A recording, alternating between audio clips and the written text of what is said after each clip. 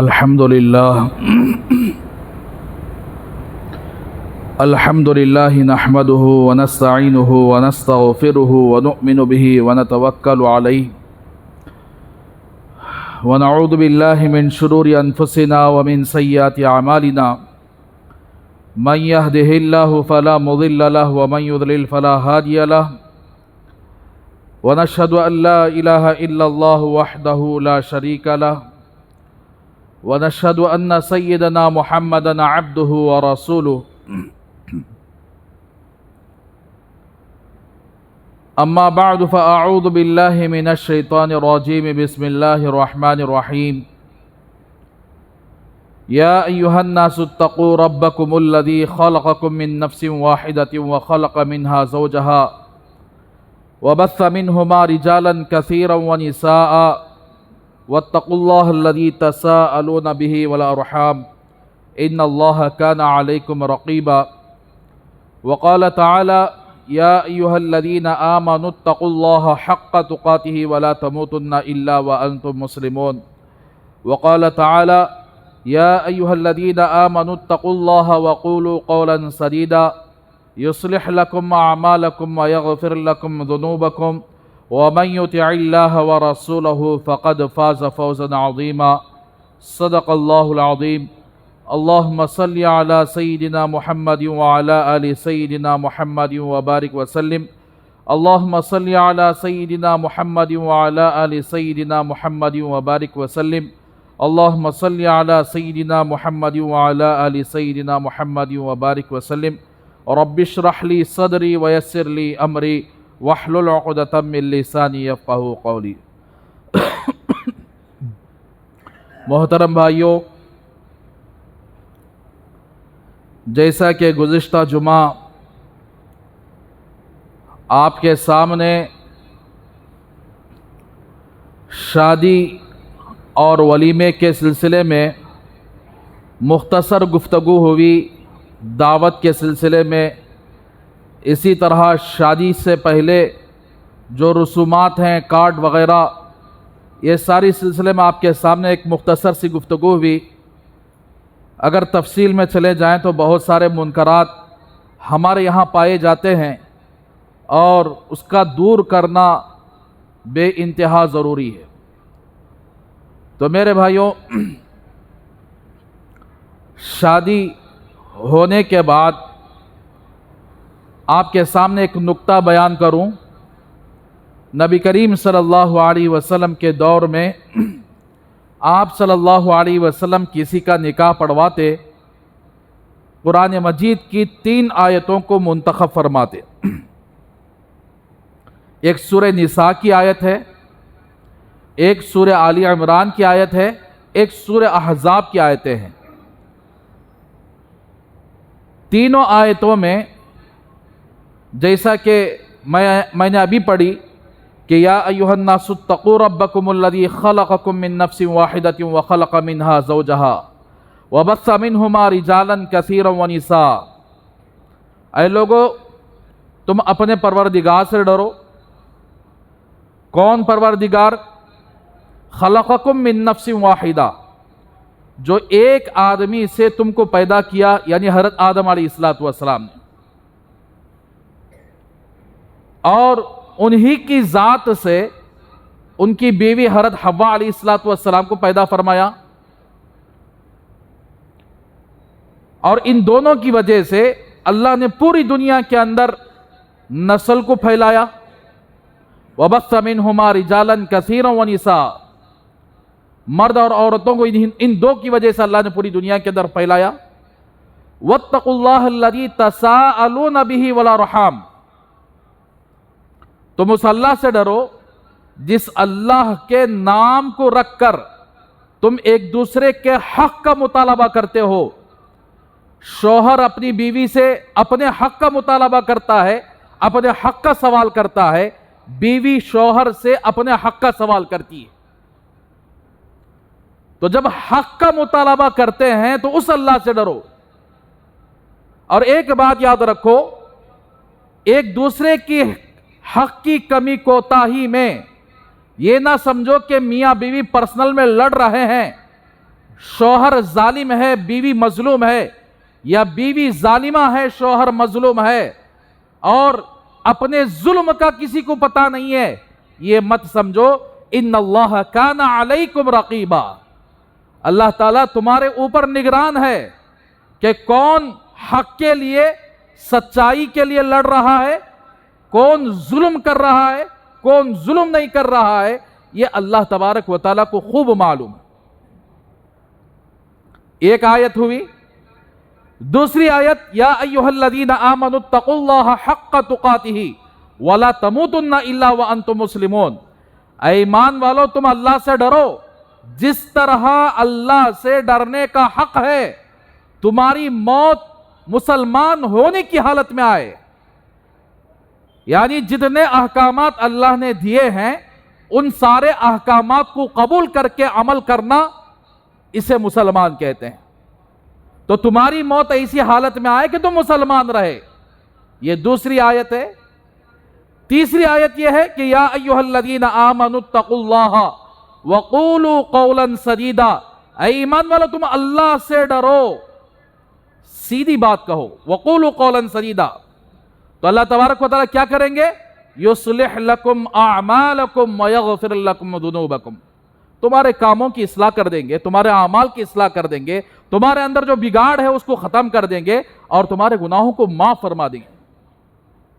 وَمَن يُطِعِ اللَّهَ وَرَسُولَهُ فَقَدْ فَازَ فَوْزًا عَظِيمًا، جو اللہ کی اطاعت کرتا ہے، جو رسول اللہ صلی اللہ علیہ وسلم کی اطاعت کرتا ہے، اطاعت میں اپنی زندگی گزارتا ہے، اس نے گویا بڑی کامیابی حاصل کر لی۔ یہ شادی محل میں نکاح ہو تو تب بھی نکاح پڑھانے والا یہ 3 آیتیں پڑھتا ہے، مسجد میں نکاح ہو پڑھانے والا نکاح یہ 3 آیتیں پڑھتا ہے، گھر کے پاس نکاح ہو نکاح پڑھانے والا یہ 3 آیتیں پڑھتا ہے۔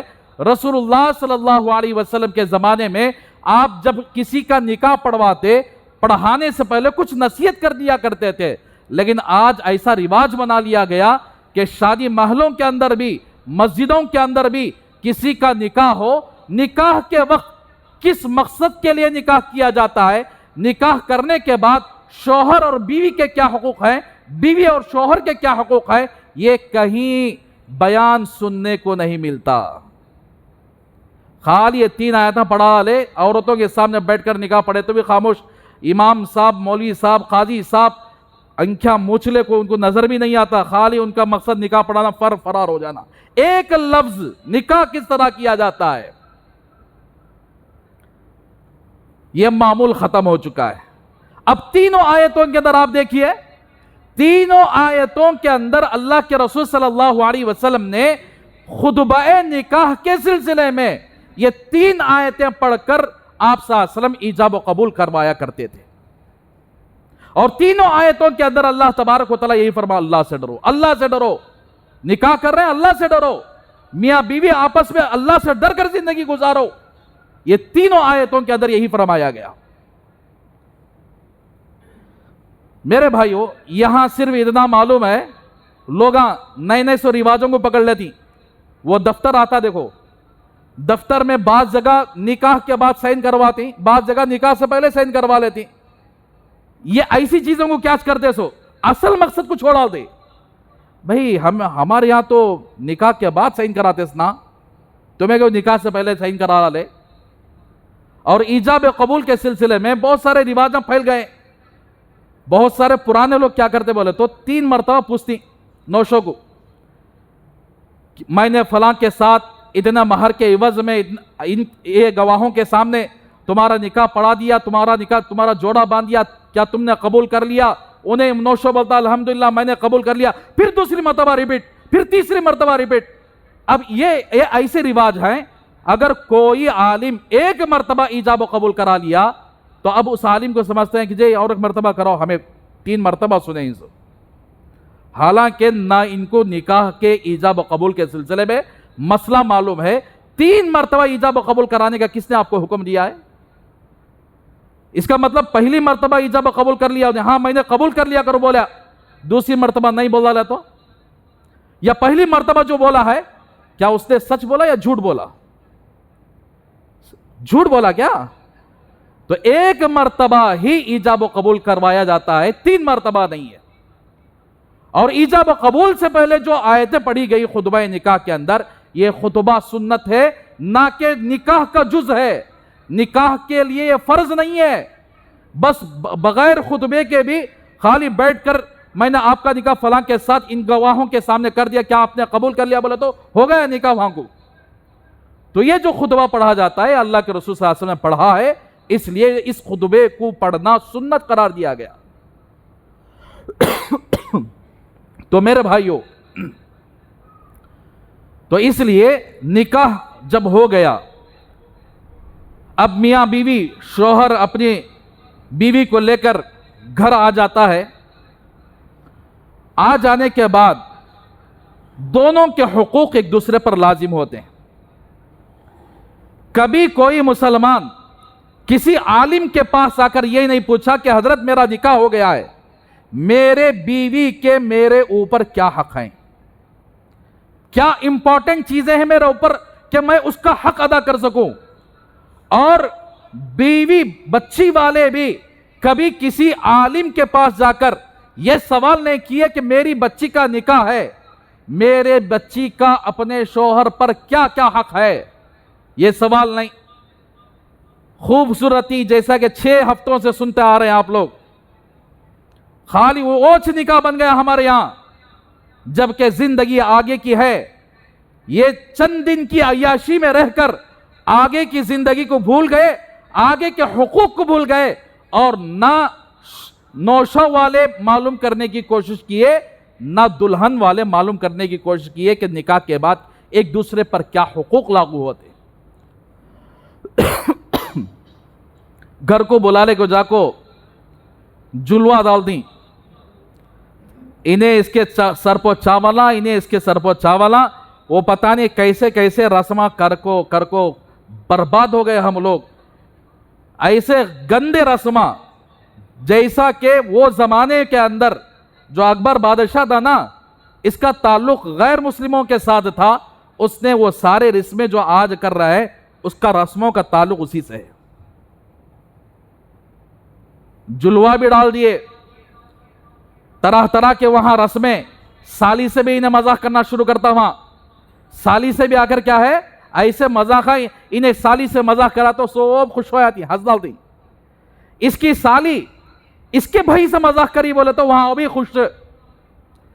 ایسے پورے رسم و رواج ہمارے یہاں پائے جاتے ہیں، نہایت اخلاقی اعتبار سے بڑے گندے، شریعت کے اعتبار سے بڑے گندے. تو بہرحال اب میں اتنے لمبے اس میں نہیں جاتا، اس لیے کہ وقت بڑا مختصر ہے. میں اصل بات کی طرف آنا چاہ رہا ہوں کہ اب نکاح کرنے کے بعد میاں بیوی کے زندگی کے تعلق کے سلسلے سے، گھر کے اندر کے ماحول کے تعلق کے سلسلے سے میں آپ کے سامنے کچھ حقوق بیان کرنا چاہ رہا ہوں.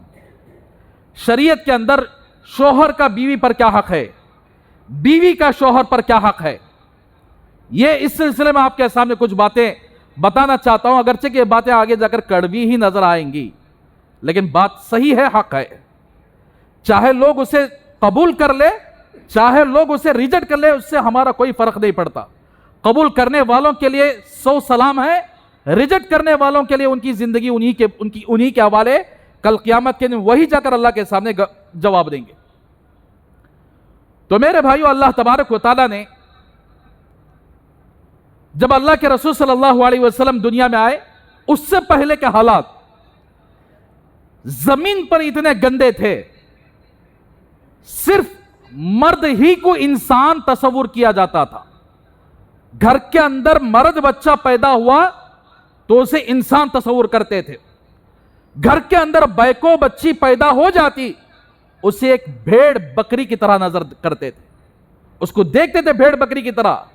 جس طرح آج کا زمانے جاہلیت جیسے عرب میں اللہ کے نبی سے پہلے جو زمانہ تھا، وہ زمانہ سیم لوٹ کر آیا ہے.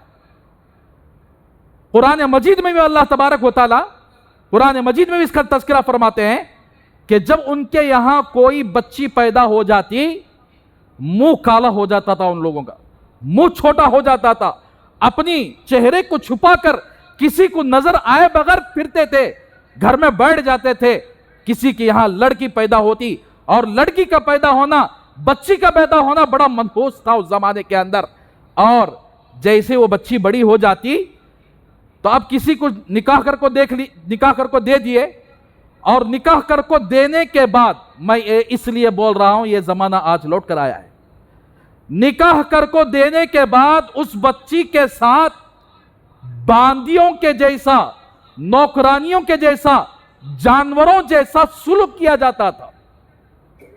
اگر عورت ناپاک ہو جائے، ماہواری آ جائے، تو اس عورت کو کمرہ الگ کر دیتے تھے، اس کا برتن الگ کر دیتے تھے، اس کا رہنا سہنا الگ کر دیتے تھے، یہاں تک کہ اگر وہ جس برتن میں کھانا کھاتی ہے اس برتن کو استعمال دوبارہ نہیں کرتے تھے،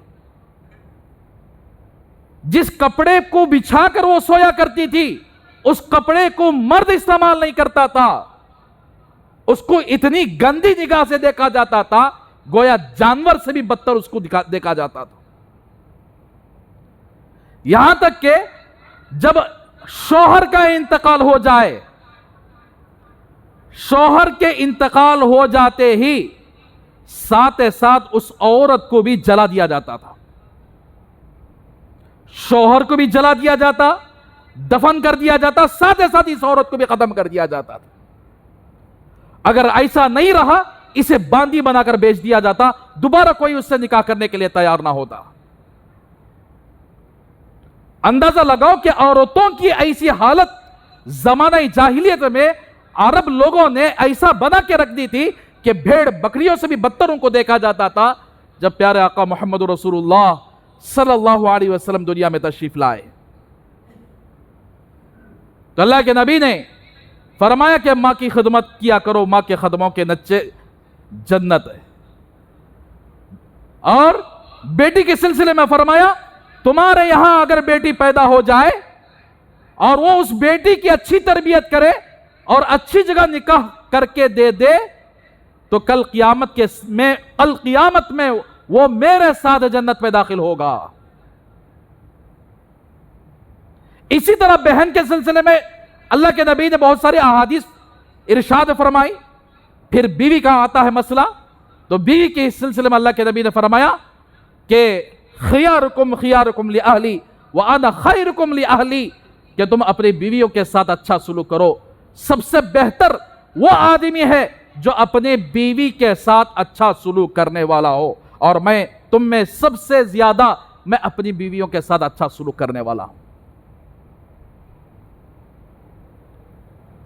ہر عورت کا چاہے اس کا رشتہ بہن سے ہو، ماں سے ہو، بیٹی سے ہو، بیوی سے ہو، اللہ کے نبی نے اس کے حقوق ادا فرمائے۔ تو پھر صحابہ نے ان حقوق کو ایسے گلے سے لگایا کہ پھر عورتیں جو اللہ کے نبی کے آنے سے پہلے بھیڑ بکریوں کی طرح دیکھے جاتے تھے، اللہ کے نبی کے آتے ہی اللہ کے نبی نے اتنی عزت عطا فرمائی، اللہ نے ان کی ایسی عزت فرمائی، قرآن مجید میں ان کے متعلق اللہ نے آیتیں نازل فرما دیا، وَعَاشِرُوهُنَّ بِالْمَعْرُوفِ، ان کے ساتھ اچھا سلوک کرو، عورتوں کے ساتھ اچھا سلوک کرو، ان پر ظلم زیادتی نہ کیا کرو۔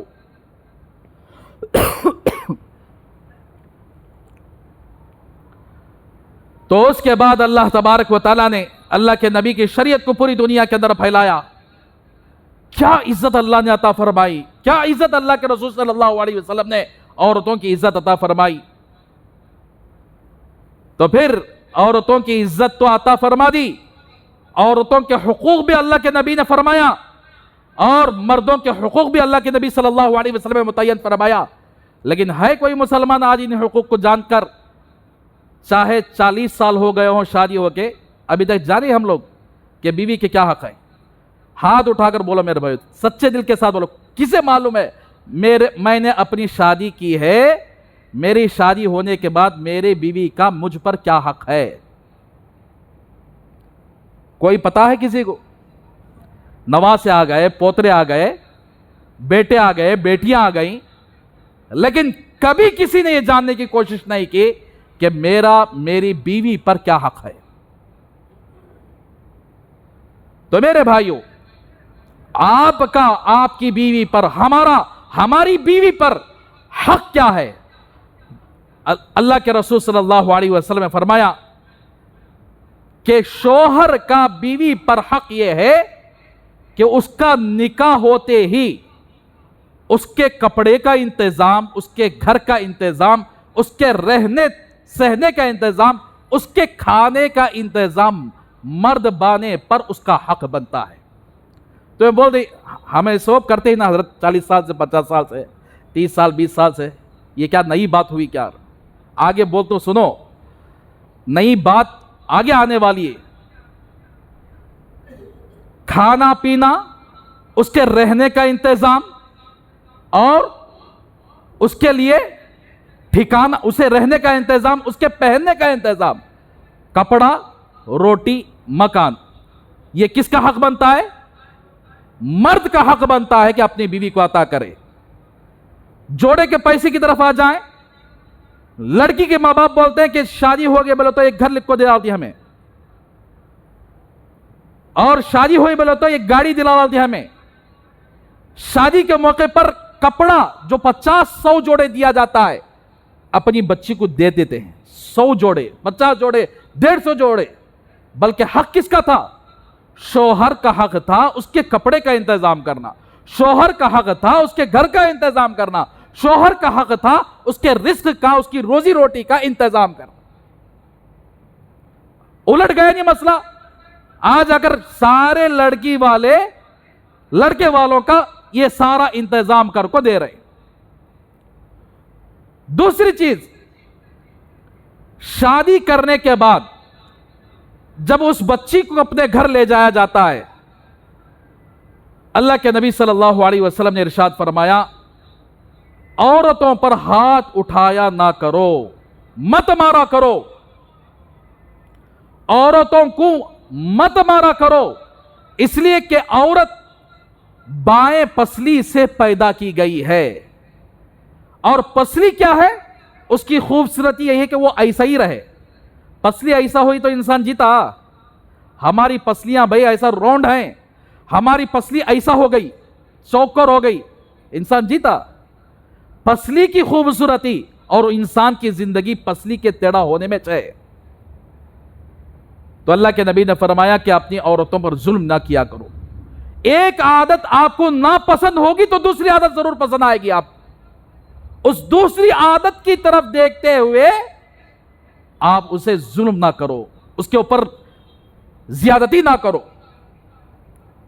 لیکن آج کے ماحول کے اعتبار سے جیسے ہی نکاح ہوتا ہے، وہ زمانے کے اندر جیسے اسے بھیڑ بکریے سے بھی زیادہ بدتر اس کو دیکھا جاتا ہے۔ آج کے شوہر، آج کے نوشہ جیسے ہی نکاح ہوتا ہے اپنے ماں باپ کے اتنے فرما بردار ہو جاتے ہیں کہ اس بچی کو لے جا کر اپنے ماں باپ کے حوالے کر دیتے ہیں۔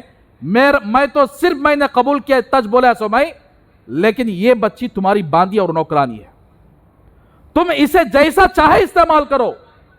صبح تم سو جاؤ آرام سے، یہ اٹھے گی اور بوکے دھوگی، صبح جھاڑو لگائے گی، اور یہاں تک کہ گھر کے اندر ساس، سسر، نڑن، دیور، ان سب کا اندر کے کپڑے سے لے کر اوپر کے کپڑوں تک دھونے کی ذمہ داری اسی بچی پر ہے۔ ناشتہ تیار کرنا اسی کی ذمہ داری، دوپہر کا کھانا بنوانا اسی کی ذمہ داری، گھر کے اندر پاک صفائی کا نظم رکھنا اسی کی ذمہ داری۔ اگر کوئی مہمان آئے یا شوہر کے دوست آئے، شوہر کے بھائیاں آئے، ان کو چائے کا انتظام کرنا، ان کے لیے عزت کرنا اسی کی ذمہ داری، اور یہاں تک کہ شام ہونے تک سب کی باندھی بن کر رہنا، سب کی باتوں کو سن کر کام کرنا اسی کی ذمہ داری ہے۔ نڑن جیسے ہی بھو آ جاتی ہے، پیر پہ پیر ڈال کر اپنی بھاوج کو حکم دیتی ہے کہ یہ کام کرنا چاہیے، یہ کام کرنا چاہیے، اور ساس اپنی بہو کو اسی طرح ظلم و زیادتی کا شکار بناتی ہے۔ تم اٹھتے ہی مجھے فوراً کیا کرنا؟ چائے لگا کو رکھ ڈالنا، میں اٹھتے ہی سیدھا نماز نہیں، وضو نہیں، کیا بھی نہیں، چائے اٹھا کر میں پی لیتا ہوں، وہ گندے منہ سے، جیسا دل گندا ہوتا ہے ان کا منہ بھی گندا ہوتا ہے۔ اب وہ بیچاری آتی ہے، شوہر کی خدمت کرنے کا تو حق نہیں، شوہر کی خدمت تو اس وقت، یعنی اگر وہ عورت اپنے شوہر کی خدمت بھی کر لیتی ہے वहां सास ससुर ये टाइटल लगा देते, इन्हें जोरू का गुलाम बन गया, इन्हें जोरू का गुलाम बन गया। ये टाइटल उस पर लग जाता है। अब जब टाइटल लग जाता है, आपस में मीटिंगें होना शुरू होते हैं। क्या तो भी जरा अपनी बीवी को पसंद की चीज, शौहर नई शादी हुई है, कोई उसकी पसंद की चीज लाकर दिया, इधर से देखती रहती सास, बेटा शादी हो इस खुद से बदलिज गया, देखे ना बीवी का हो गया उन्हें, बीवी कैसा बोलती वैसा सुनता। इधर नड़न भान को कितनी अच्छा देखने को था, शादी होती ही बदल गया। इधर देवर भाई, भैया शादी होने के बाद बदलिज गया, रकमुच अलग हो गया। तो मेरे ख्याल से शायद ये आदमी उस बच्ची को शादी करने के बजाय इनको शादी कर लेना था, इनकी पूरी जिंदगी सेवा कर लेना था। फिर आप लोग दौड़ दौड़ कर जोड़े के पैसे कहीं को लिए, दौड़ दौड़ कर जाकर 4-4 मरतबा खा को नहीं उनके घर में जाके कहीं को करे कामा सब। तुम्हारे बेटे के लिए बहू लाने के लिए, तुम्हारे घर के अंदर बहू लाने के लिए इतना करे। जब बहू आ जाती है, एक तो दबा को मारे, उधर अच्छा जुल्म करे, जोड़े के पैसे हर चीज से। जब बच्ची घर को आ जाती है तो उसके साथ इतनी जुल्म ज्यादती, सुबह से लेकर शाम तक उस पर दबाओ, सुबह से लेकर शाम तक उस पर जुल्म ज्यादती। अब वो बेचारी क्या करेगी, दबाती है, सब्र करती है कि मैं कहीं ऐसा ना हो कि मेरी नई शादी हुई है, अगर मेरे भाइयों को पता चल जाए, मेरे घर वालों को पता चल जाए, फिर ये रिश्ता गड़बड़ हो जाएगा। सब्र करती है, 1 महीना सब्र करती है, 2 महीना सब्र करती है, 3 महीना सब्र करती है। जब पानी सर पर चढ़ जाता है, वो मजबूर हो जाते हैं अपने माँ बाप को सुनाने के लिए, वो अपनी माँ को सुनाने के लिए मजबूर हो जाती है कि ऐसा मेरे ऊपर जुल्म किया जाता है। तो फिर क्या होता है, इन्हों आस्तीना चढ़ा लिया, इन्हों भी आस्तीना चढ़ा लिया। इसलिए कि ये ढवा शादी करने वाला अपनी बीवी के हक को नहीं पहचाना। मेरे भाइयों, अल्लाह के नबी ने फरमाया, उसको रखने की जगह, रहने की जगह, उसके कपड़े और उसके खाने के इंतजाम के अलावा कोई हक नहीं है, कोई हक नहीं है बीवी का शौहर पर। यहां तक कि इस हदीस को रखकर फुकहा ने यह मसला निकाला है। क्या निकाले मालूम, जरा दिल थाम कर सुन लो। 2 किस्म की बच्चियां हैं, एक मालदार घराने की, एक दरमियाना घराने की, गरीब घराने की बच्चियां। मालदार घरानों में आमतौर पर बच्चियों को काम करने नहीं दिया जाएगा, बल्कि मालदार घरानों के अंदर नौकरानी के जरिए से, नौकरों के जरिए से घर का काम पूरा किया जाता है।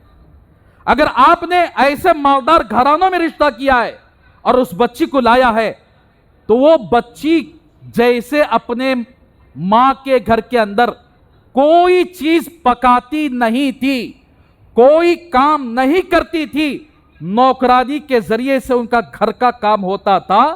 तो अब ये इसका निकाह होने के बाद शौहर पर हक ये बनता है कि यहां नौकरानी का इंतजाम करे।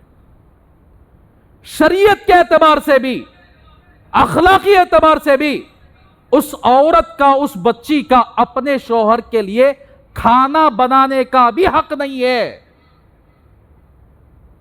खाना बनाने, अगर वो बीवी अपने शौहर से कहे मुझे पूरी जिंदगी रेडीमेड खाने का इंतजाम करो, तो शौहर पर हक बनता है कि उसके खाने का इंतजाम करे।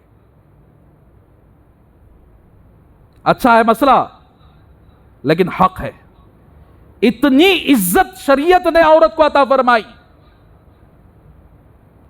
दूसरी किस्म की औरत जो अपने यहां घरों के अंदर अपने मां के अंदर काम करती थी, खाना पकाती थी, जब वो शादी होकर शौहर के घर आ जाती है तो उसका अखलाकी फरीजा बनता है कि वो अपने शौहर के लिए खाना बनाए। हक नहीं है, उस पर भी हक नहीं है। खाना बनाकर देने का हक बीवी पर नहीं है। आप उठाकर देख लीजिए, हजरत मौलाना मुफ्ती तकी उस्मानी साहब दामद बरकातुहू अपनी किताब में लिखे हैं, मैं ऐसा ही नहीं बोलता। अपने शौहर के लिए खाना बनाकर देने का हक नहीं है, कपड़ा धोने का हक नहीं है, घर का काम काज करने का हक नहीं है, तो फिर ये सास ससुर नड़न देवर ये कौन होते हैं इस बच्ची को नौकरानी बनाकर रखने के लिए? कौन होते हैं भाई? تو اس کا مطلب یہ ہوا شریعت کے نظر میں جو لوگ اس بچی پر ظلم کرتے ہیں وہ بڑے ظالم ہیں. ہاں البتہ جو بچی اپنے میکے کے گھر سے آئی, ساس کے گھر کو آئی, اگر وہ خدمت کرتی ہے ساس سسر کی, اجر ضرور ملے گا, ثواب ضرور ملے گا, لیکن ساس سسر کی خدمت کرنا بیوی پر حق نہیں ہے. شوہر پر حق بنتا ہے کہ وہ اپنے ماں باپ کی خدمت کرے. لیکن آج جا کر دیکھو جہاں جہاں شادیاں ہوئے ہیں رشتہ تو ٹوٹ رہا ہے, دیور کی وجہ سے رشتہ ٹوٹ رہا ہے, نڑند کی وجہ سے رشتہ ٹوٹ رہا ہے, ساس کی وجہ سے رشتہ ٹوٹ رہا ہے. اور نڑنا کہاں کی رہتی, کب تو بھی ایک بار آ گئے, وہ بچی ان کو پوچھ ہی نہیں بولے تو ہوگا ہنگامہ, کیسے بھوگ کر لے کہیں تمہیں. نڑنا کی قدر نہیں, کون ہوتی بھائی نڑن, تو تیرا کیا حق بنتا ہے اس کے اوپر؟ کیا اللہ نے تیرا حق دیا ہے؟ کیا اللہ کے رسول نے تیرا حق دیا ہے؟ نہ ساس کا حق بہو پر ہے, نہ بہو کا حق ساس پر ہے, بلکہ یہ حقوق الگ الگ ہیں. بس یہ شوہر کی خدمت کرے گی, شوہر کا حق ادا کرے گی, اور یہ اپنی بیوی کا حق ادا کرے گا. یہی شریعت ہے. لیکن آپ دیکھو ہر گھر کا مسئلہ یہ بن گیا. کبھی کبھی وہ اجتماعوں سے ہمارے پاس سوالات بھی آتی, بڑی پریشانی ہے حضرت گھر کے اندر, نڑند ستا رہی ہے, ساس ستا رہی ہے, اور ہمارا گھر لڑائیوں کا اڈا بن چکا ہے. ایسے تکلیفیں ہمیں سنائی جاتی ہیں, سن کر دل بڑا روتا ہے. ہم نے نکاح کے پہلے ایک دوسرے کے حقوق کو نہیں پہچان سکے. دیور کا, نڑند کا, ساس کا, سسر کا, یہاں تک کہ ماموں سسرے کا, چچا سے کوئی حق نہیں اس کے اوپر. لیکن شوہر بھی ظلم کرنے والا ہوتا ہے. ماں کی خدمت نہیں کی اس کے اوپر زیادتی ہوتی ہے, باپ کی خدمت نہیں کی اس کے اوپر زیادتی ہوتی ہے, نڑند کے ساتھ اچھا بات نہیں کی اس کے اوپر زیادتی ہوتی ہے. تو پھر یہ بچی 3-4 مہینے دیکھتی ہے, برداشت کے باہر ہو جاتی ہے, پھر جا کر اپنے ماں کے گھر سنا دیتی ہے. پھر یہ دونوں آپس میں لڑتے ہیں اور ایک دوسرے کے خلاف جھوٹی تہمتیں لگانا شروع کر دیتے ہیں. اس بچی کے خلاف انہیں جھوٹی تہمتیں اور ان کے خلاف انہیں جھوٹی تہمتیں لگا کر معاملہ یہاں تک آ جاتا ہے کہ وہ رشتہ ٹوٹنے کے قریب ہو جاتا ہے, بلکہ ٹوٹ جاتے ہیں ایسے رشتے. تو اسی لیے میرے بھائیوں, ہمارے بزرگان دین نے, ہمارے نبی صلی اللہ علیہ وسلم نے 11 نکاح کیے. 11 نکاح کرنے کے باوجود بھی ساری بیویاں خوش تھیں. وجہ کیا ہے؟ اللہ کے نبی صرف بولے نہیں کہ تم اپنی بیویوں کے ساتھ اچھا سلوک کرو, اللہ کے نبی عمل کر کے بھی دکھائے. کیسے عمل ہوا؟ ہر ایک نکاح ہونے کے بعد اس بیوی کو الگ الگ گھر کا انتظام خود اللہ کے نبی کرے, الگ الگ گھر کا انتظام. تو اسی لیے اگر آپ عقل مند ہیں, اپنے گھروں کے اندر 4 بیٹے رکھتے ہیں, 5 بیٹے رکھتے ہیں, ان کے نکاح کر کے ان کے گھروں کو الگ کر دو. یہ عقل مندی ہے, یہی عقل مندی ہے. حضرت مولانا مفتی سعید صاحب پالنپوری رحمت اللہ علیہ, ان کے کئی بیٹے ہیں, جیسے ہی بیٹے کو نکاح کر دیے اور اپنے گھر کے اندر صرف 1 مہینہ 20 دن رکھ لیے, گھر دلا کر بازو الگ کر دیے, جا بیٹا اپنی زندگی جی لے. اگر آپ کے تیرے دل کے اندر من کرے کہ ماں باپ کی خدمت کرنا ہے, آ کر لے. اس سے رشتوں میں مضبوطی ہوتی ہے, اس سے نسلیں آگے جا کر ترقی پاتے ہیں. جہاں پر یہ امینڈ فیملی کا مسئلہ ہوتا نا, وہاں پر تباہی. تو میرے بھائیوں, کہیں اس طرح کا مسئلہ ہے کہ بیوی پر ظلم کیا جاتا ہے اور وہ بچی ظلم سہے بغیر اپنے میکے میں آ کر سنا دیتی ہے, وہ رشتہ ٹوٹنے کے قریب ہو جاتا ہے. اور کہیں ایسا ہوتا ہے عزت اپنی بچی کو ماں باپ نے اتنا دیے رہتے ہیں, وہ بچی جیسا بولتی ویسا سنتی, وہ بچی جیسے شوہر کے گھر جاتی انہیں ظالمہ بن جاتی. ایک طرف کی بات نہیں بول رہا میں, 2 طرف بھی ہیں اس میں ایکٹنگ. شوہر کے طرف سے بھی ادھر بچی جہاں اچھی بچیاں ہوتی ہیں ان پر ظلم ضرور ہوتا ہے, جہاں چاقو جیسا رہتی इन्होंने जाकर जुल्म करना शुरू कर दी, सास को ऐसा सताती, पानी पिलाती ऊंचे, सास को नड़न को, क्या तो बोले तो होगा, पूरी गली में पूरे रिश्तेदारों में आग लगा दी। ऐसी बच्चियां कान खोलकर सुन लें, इसलिए कि मां बाप उनकी तरबियत करनी चाहिए। बच्ची जब जाती है, हमारे पास बहुत सारे ऐसे केस भी आते हैं, बेचारा शोहर इतना मजलूम बन जाता है, उसके ऊपर इतना जुल्म होता है, सारा हक अदा करने के बावजूद भी ये बच्ची अपने मां के घर के पास जाकर यहां क्या क्या करते सो डिट टू डिट वहां सुनाती रहती। देवर कब आता सो, नड़न कब आती सो, उन्होंने क्या बोलते सो। अब तो मोबाइल का जमाना नहीं, पूरा रिकॉर्ड सिस्टम, सबूत अपने पास पूरा उधर फॉरवर्ड होता रहता। ये गंदी अखलाक की चीज है। ऐसी बच्चियां आगे जाकर ना अपना घर बसा सकते हैं, ऐसी बच्चियां ना अपनी नस्ल की तरक्की कर सकते हैं, ना अपनी नस्ल को तैयार कर सकते हैं। और शोहर पर इतना जुल्म होता है, इन्हें क्या भी कह नहीं रहता, चुपके तो भी जाकर वहां लगाते रहती, और ये सोचते रहते हैं कि मेरा शोहर मेरी मुट्ठी में आ जाए, मैं बैठोगे तो बैठना, उठोगे तो उठना, गोया ये शोहर उसका गुलाम बन जाए और उसके इशारे पर नाचे।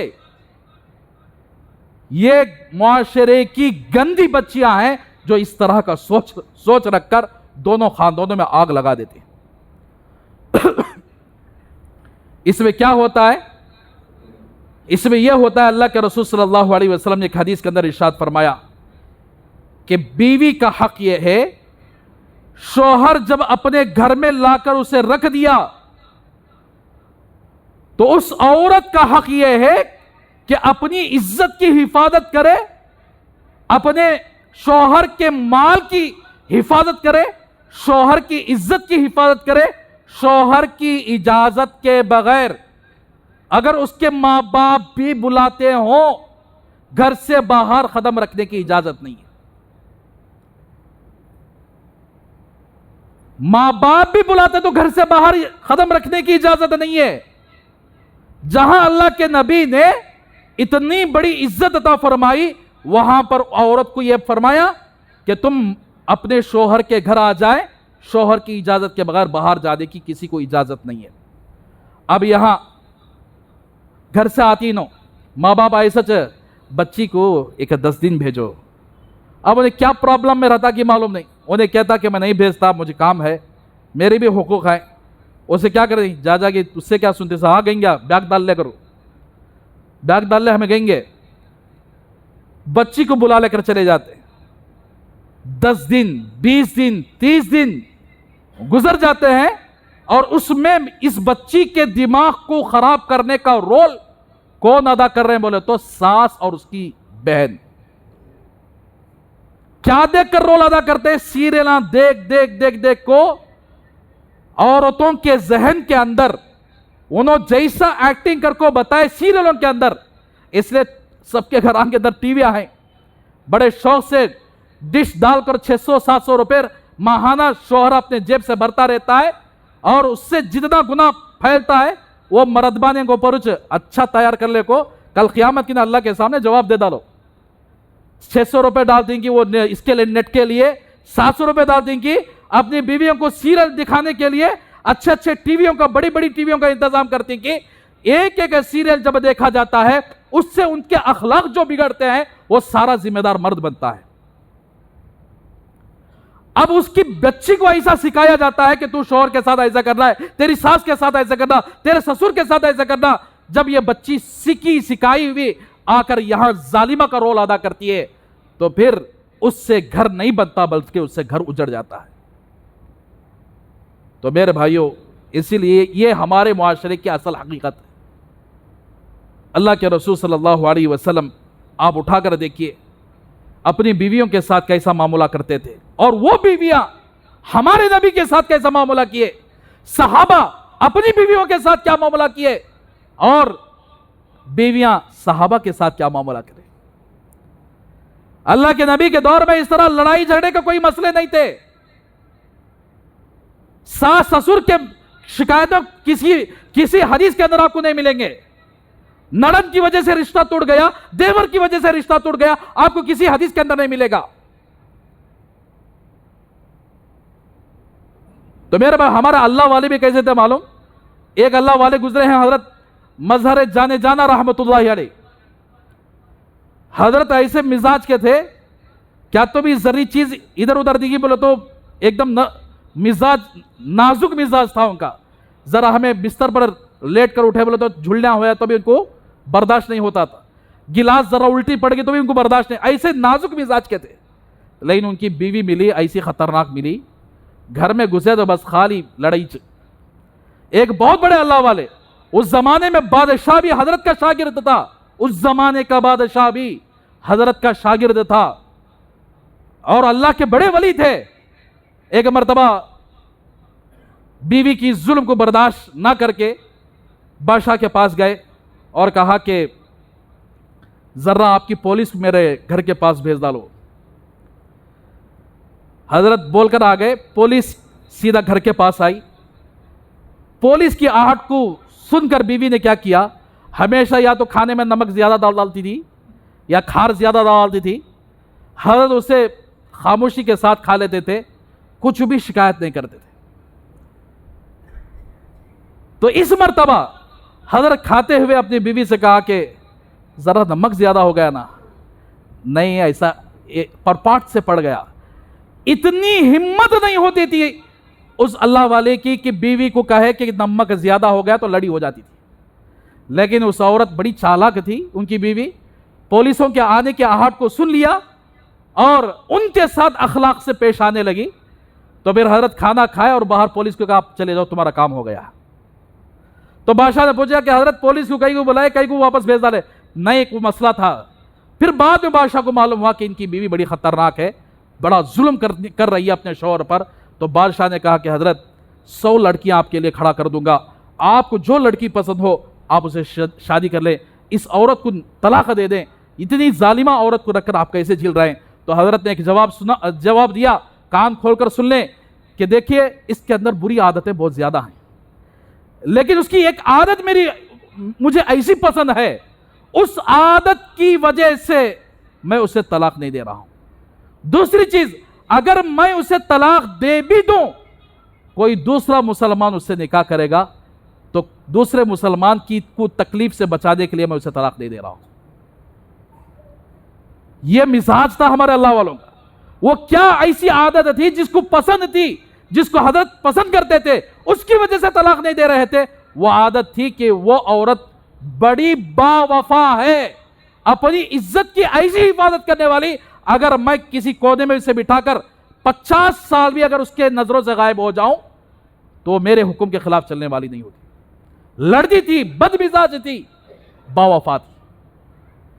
تو وہ زمانے کی عورتیں با وفا ہوتی تھی, اگرچہ بد زبان ہو جاتی لیکن اپنے عزت کا کبھی سودا نہیں کرتے, بے حیائی دوسروں کے سامنے نہیں دکھاتی تھی. تو میرے بھائیو اندازہ لگاؤ کہ یہ ہوتا ہے میاں بیوی کے درمیان, کہ شوہر پر حق یہی ہے کہ اس کو کپڑا, اس کے کھانے کا انتظام, اس کے رہنے کا انتظام, اور بیوی کا حق یہ ہے کہ شوہر کی عزت کی حفاظت, اس کے مال کی حفاظت. اتنا ہی ہے, کھانا پکا کر دینا, گھروں کو صاف رکھنا, کپڑوں کا صاف رکھنا, یہ اس کی وجہ سے جو کرتی ہے نا, یہ حق کے طور پر نہیں ہے, یہ اخلاقی طور پر ہے. اس کے اوپر کوئی ظلم نہیں کر سکتا.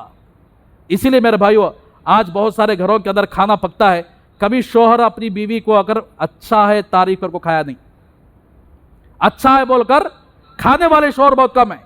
حضرت ڈاکٹر عبدالحی رحمت اللہ علیہ, حضرت کی مجلس میں بہت سارے عورتیں بھی آتی تھی اور مردیں بھی آتی تھی, عورتوں کے لیے پردے کا انتظام رہتا تھا.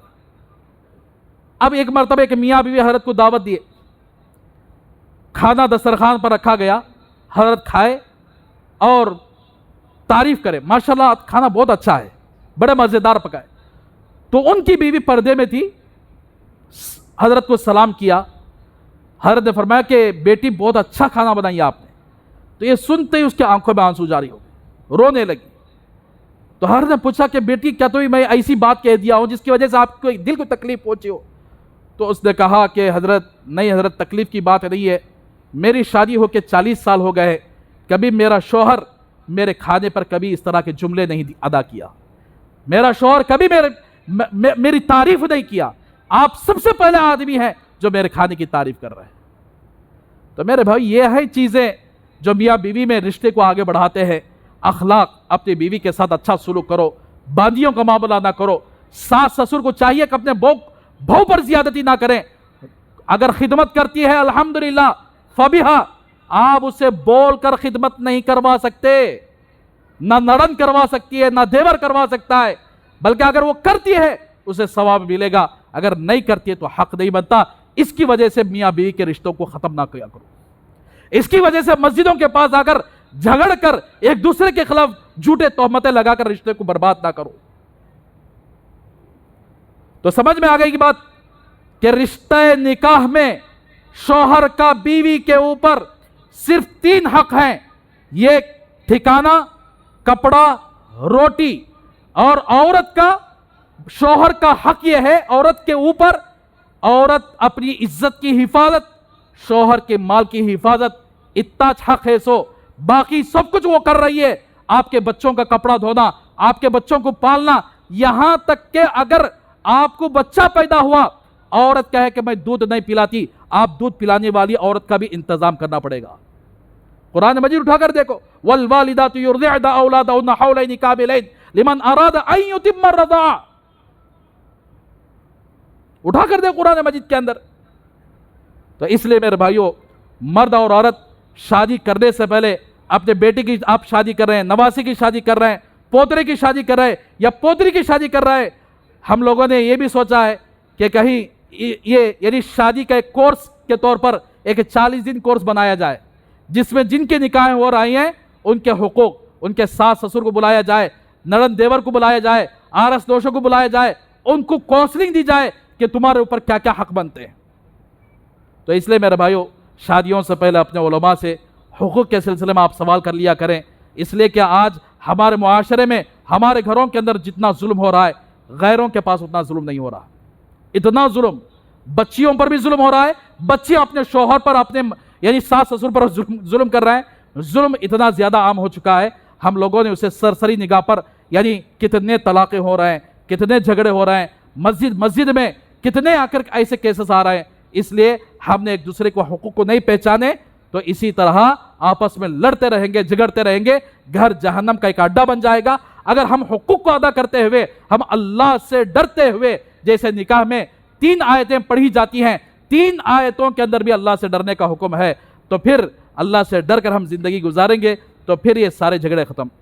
یہ باتیں سنانے کے لیے میں 6 ہفتے سے بول رہا ہوں، تو کچھ لوگ کیا کر رہے ہیں، بولا تھا کیا حضرت شادی کچھ پکڑ لے بیٹھ گئے، ایسے شکایت نہ کر رہے ہیں، کئی کو اچھا لیے رہتی انہوں، شکایت نہ کرنے والے ہضم نہیں ہوتا رہتا، جوڑے کے پیسے گھوڑے کے پیسے اچھا دبا کو لیے رہتی، ان کے سامنے جب حقیقت سنائی جاتی ہے پیٹ مروڑنے لگتا ہے، ہضم نہیں ہوتا، کبھی ادھر جا کر شکایت کرتے ہیں کیا یہ بول رہے ہیں، ایسا کرو، کیا میرے فائدے کے لیے بول رہا ہوں، کیا ہم نے علم حاصل کر کے اپنے اندر چھپانے کے لیے رکھا ہے؟ اگر ہم نے علم حاصل کر کے آپ لوگوں سے چھپایا، آپ لوگوں کے سامنے حق بیان نہیں کیا، کل قیامت کے دن اللہ تبارک و تعالی ہم لوگوں کو اوندھا منہ لے جا کر جہنم میں پھینک دیں گے۔ ہم چھپا نہیں سکتے، حقیقت کو بیان کرنا ہی پڑے گا، اللہ کے نبی کی شریعت کو بیان کرنا ہی پڑے گا، چاہے لوگ اسے راضی رہے، چاہے 100 شکایت کر لیں، اس سے ہم نہ کوئی فرق نہیں پڑتا، آپ شکایت کرتے ہی رہیں، اس سے کوئی فرق نہیں۔ میں اپنی ذات سے کوئی نہیں کہہ رہا ہوں، ہمارے دور کے حالات اور اللہ کے نبی کی زندگی، قرآن نے ہمیں کیا حق دیا ہے، قرآن کا قانون کیا ہے، یہ آپ کے سامنے بیان کر رہا ہوں۔ تو اس لیے میرے بھائیوں، جو قبول کر لیتا ہے وہ پکا مومن اور مسلمان ہوتا ہے، جو قبول نہیں کرتا چھوڑ دیتا ہے۔ الحمدللہ اس مجمع کے اندر بھی بعض ایسے لوگ بھی ہیں مجھے فون کر کے کہے کہ حضرت میں جوڑے کا پیسہ لیا ہوں، میں اپنے ساس سسر کو واپس کر رہا ہوں۔ مبارکباد ہی ہے ایسے لوگوں کے لیے، خوش نصیبی ہے ایسے لوگوں کے لیے۔ تو ایک آدمی بھی اگر عمل کر لے، 10 آدمی بھی عمل کر لے، 100 آدمی بھی عمل کر لے، کتنا بڑا فائدہ ہوگا۔ تو اس لیے میرے بھائیوں، اللہ کے واسطے یہ میں اپنی ذات کی طرف سے کسی کو چوٹ پہنچانے کے لیے نہیں بول رہا ہوں، بلکہ عام طور پر ہمارے حالات ایسے بن چکے ہیں، گھر گھر کے حالات ایسے ہو چکے ہیں، گھر گھر کی شادیاں ایسی ہو چکی ہیں۔ اللہ تبارک و تعالی ہم سب کو بدلنے کی توفیق عطا فرمائے۔ کون کون بدلیں گے بھائی؟ ہاتھ اٹھاؤ۔ اللہ سب کی اصلاح فرمائے، اللہ سب کی زندگیوں کو بدل دے، سب کے گھروں کے اندر اللہ تبارک و تعالی چین، امن، سکون کی زندگی عطا فرمائے۔ جہاں میاں بیوی لڑ رہے ہیں، جہاں اس طرح کے ظلم ہو رہے ہیں، اللہ تبارک و تعالی ان ظلم کا خاتمہ فرمائے، آپس میں ایک دوسرے کے دلوں کے اندر اللہ تبارک و تعالی محبت عطا فرمائے۔ آمین وآخر الدعوانا ان الحمد للہ رب العالمین۔